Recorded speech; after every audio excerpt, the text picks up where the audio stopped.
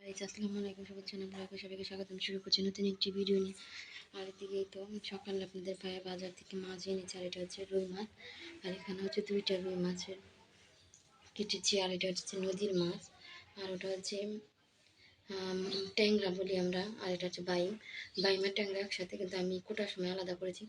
আর এদিকে পাঙ্গাস মাছ আনা হয়েছে, কিন্তু পাঙ্গাস আর চিংড়ি ওইখানে পাঙ্গাস এখনো কাটি নাই, ওখানে রেখে দিয়েছি। আর এগুলো ধুয়ে নিয়েছি, ধুয়ে এখন প্যাকেট করে ফ্রিজে রাখবো। দেখো যে এর জন্য এইগুলি করে চারিদিকে সবজি টবজি আনা হয়েছে সব কিছু। এখন এই কটা গুছিয়ে নিয়ে পরে আবার মাছ কাটবো। মাছটা পরিষ্কার করে নিলাম, আর যে খোকসার পাতা দিয়ে ডলে নিয়েছি, আর মাছটা এখন কাটবো। পাঙ্গাস মাছটা কেটে কেটে ধুয়ে নিয়েছি, আর এখন প্যাকেট করে রেখে দেবো ফ্রিজে। প্রচণ্ড গরম, একেবারে অতিষ্ঠ, এত গরম বলার বাইরে। আর তো মাছটা ফ্রিজে রেখে গুছিয়ে গেছে, তারপরে সবজি টবজি কেটে নেব, রান্না বসাই দেবো। এগুলো হচ্ছে মূলা শাক ভাজি করবো আমি চিংড়ি দিয়ে। এগুলো কেটে নেব, সবগুলো কেটে নিয়েছি, পেঁয়াজ মরিচ এগুলো সব ব্লেন্ড করবো। আর এদিকে জিরাগুলো আমি ব্লেন্ড করছি, পেঁয়াজ আর এদিকে আদা আর এবং কি জিরা এগুলো করে নিলাম সব কিছু।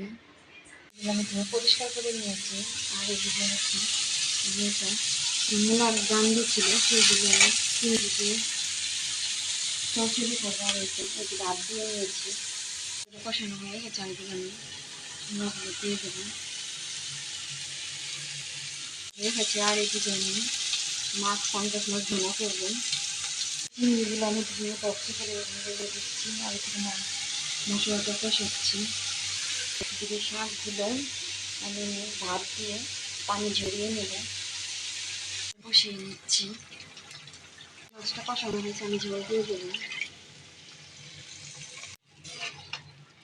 ঝোলগুলো দিয়ে দিলাম।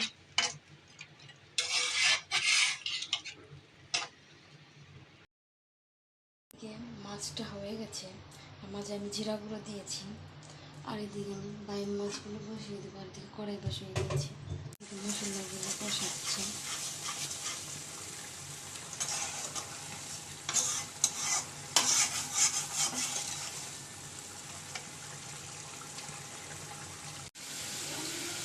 এদিকে মাছগুলো আমি দিয়ে দিচ্ছি, বাইম আর ট্যাংরা।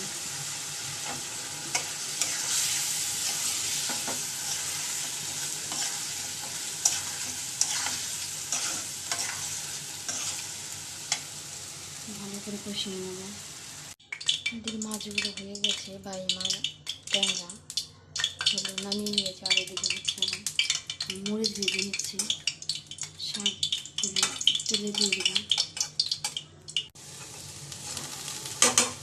চিংড়ি দিয়ে শাক ভাজি করছি।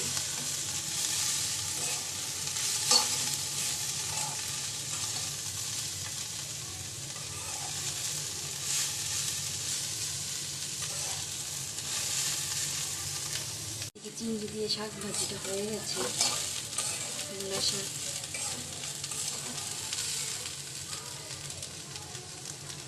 চিংড়ি দিয়ে মূলা শাক ভাজি হয়ে গেছে, নামিয়ে নিয়েছি। আর এখন সব কিছু গুছিয়ে গেছিয়ে নেব।